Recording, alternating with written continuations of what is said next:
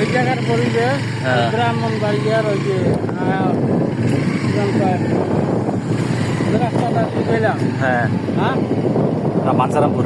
বাচ্চারা বাঞ্ছারাম বলছে তো অনেক জায়গায় ভালো লাগতেছে।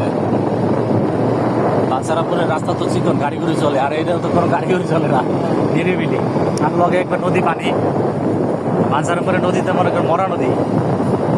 ভরা নদী আর ওটা আমার কি ভয় লাগে যদি একটা গাড়ি ভর্তি যায়। হ্যাঁ, রাস্তা কিন্তু এটা কিন্তু ভালোই চড়া।